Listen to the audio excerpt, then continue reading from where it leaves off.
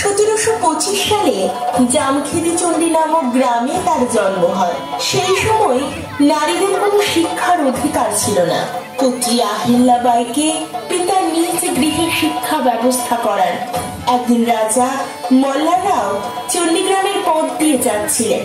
সেখানে এক ছোট্ট মেয়েকে আরতি করতে দেখে তাকে পুত্রবধূ করার প্রস্তাব দেয় এবং পুত্র খান্ডেরাওয়ের সাথে দেবী আহিল্যার বিবাহ হয়।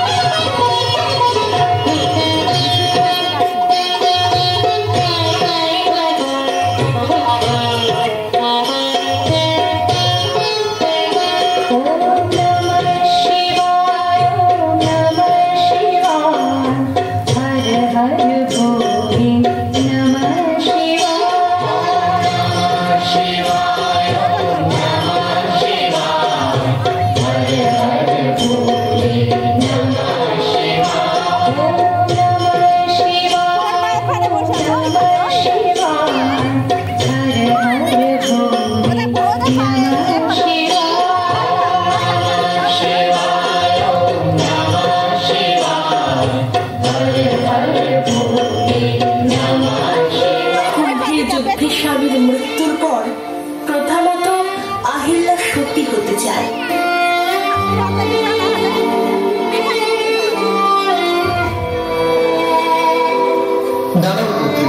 এই রাজ্যে এখন তোমাকে প্রয়োজন। এখন থেকে তুমি আমাদের পুত্র, তুমি আমাদের মাতা। তুমি না থাকলে আমাদের কি হবে?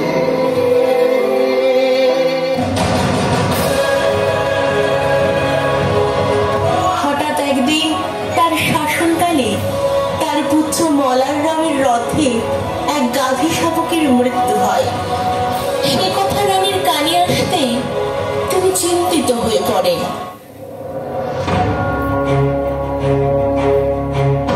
উঠো অহল্যা, প্রজারা তোমার কাছে ন্যায় চায়। আর যদি তুমি না ওঠো তাহলে ইতিহাস তোমাকে পাষাণ বলবে।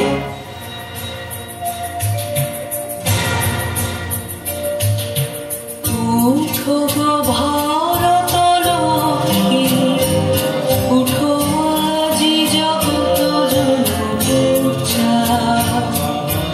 দুঃখ দৈন্য সমরাশি, কর দুরিত ভারত রক্ষা।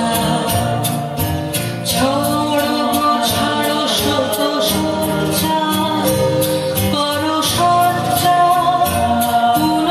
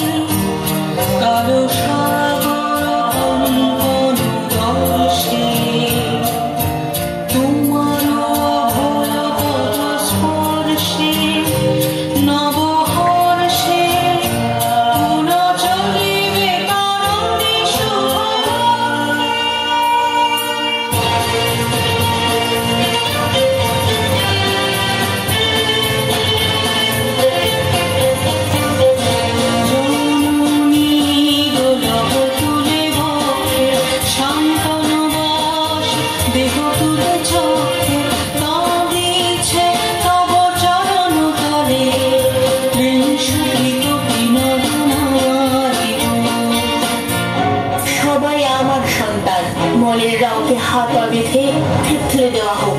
জীবন দাও মা, জীবন দাও, মল্লার রাওকে জীবন দাও, জীবন দাও মা, জীবন দাও। সবার ইচ্ছাই আমার ইচ্ছা, জীবন দিলাম। তবে আজ থেকে মলার রাওকে ওই মা গাভীর সমস্ত দায়িত্ব বহন করতে হবে।